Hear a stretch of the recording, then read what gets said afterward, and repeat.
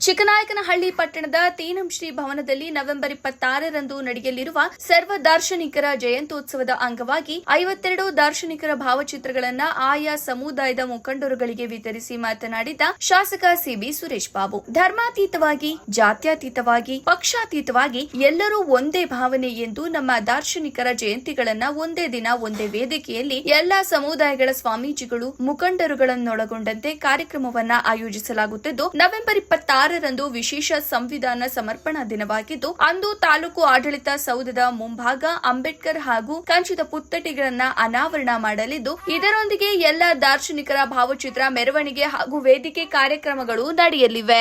ಇದಕ್ಕೆ ಸಿದ್ಧತೆಯಾಗಿ ಇಂದು ಎಲ್ಲಾ 52 ದಾರ್ಶನಿಕರ 104 ಅಳತೆಯ ಭಾವಚಿತ್ರಗಳನ್ನ ಆಯಾ ಸಮಾಜದವರಿಗೆ ನೀಡುತ್ತಿದ್ದು, ಇನ್ನು ಮುಂದಿನ ದಿನಗಳಲ್ಲಿ ಅವುಗಳನ್ನು ಅವರು ಬಳಸಿಕೊಳ್ಳಬಹುದಾಗಿದೆ. ಇದರೊಂದಿಗೆ ಅಲೆಮಾರಿ ಬುಡಕಟ್ಟಿನವರನ್ನೊಳಗೊಂಡಂತೆ ಇನ್ನು ಯಾವುದೇ ಜಯಂತಿಗಳಿಲ್ಲದೆ ಇರುವಂತಹ ಸಮುದಾಯದವರನ್ನ ಇವರೊಂದಿಗೆ ಸೇರಿಸಿಕೊಂಡು ಆಚರಣೆ ಮಾಡಲಾಗುತ್ತಿದೆ. ಈ ಕಾರ್ಯಕ್ರಮದಲ್ಲಿ ಯಾವುದೇ ಮಹನೀಯರು ಮೇಲು ಕೀಳು ಎಂಬ ಭಾವನೆ ಬಾರದಂತೆ ಕ್ಯಾಲೆಂಡರ್ನಲ್ಲಿ ವರ್ಷದಲ್ಲಿ ಮೊದಲಿನಿಂದ ಬರುವ ರೀತಿಯಲ್ಲಿ ಆಯೋಜಿಸಲಾಗಿದ್ದು, ಮೆರವಣಿಗೆಯಲ್ಲೂ ಅದೇ ರೀತಿ ನಿಲ್ಲಿಸಲಾಗುವುದು. ಇದರಲ್ಲಿ ಯಾವುದೇ ಭಿನ್ನಾಭಿಪ್ರಾಯ ಬೇಡ. ಎಲ್ಲರ ಸಹಕಾರ ನೀಡಿ ನಮ್ಮ ತಾಲೂಕಿನ ಹಬ್ಬದ ರೀತಿಯಲ್ಲಿ ಆಚರಣೆ ಮಾಡೋಣ ಎಂದರು. ಈ ಸಂದರ್ಭದಲ್ಲಿ tahsildar Purandara K, EO Doddasiddaiah, PLD bank ಅಧ್ಯಕ್ಷರಾದ ಎಚ್ಆರ್ ಶಶಿಧರ್, ಡಿಸಿಸಿ ಬ್ಯಾಂಕ್ನ ನಿರ್ದೇಶಕರಾದ ಸಿಂಗದಹಳ್ಳಿ ರಾಜಕುಮಾರ್, ಕಾಂಗ್ರೆಸ್ ಮುಖಂಡರಾದ ರಘುನಾಥ್, ಡಿಎಸ್ಎಸ್ ಸಂಚಾಲಕ ಲಿಂಗದೇವರು ಸೇರಿದಂತೆ ಇತರೆ ಎಲ್ಲಾ ಸಮುದಾಯಗಳ ಅಧ್ಯಕ್ಷರು, ಮುಖಂಡರುಗಳು ಹಾಜರಿದ್ದರು.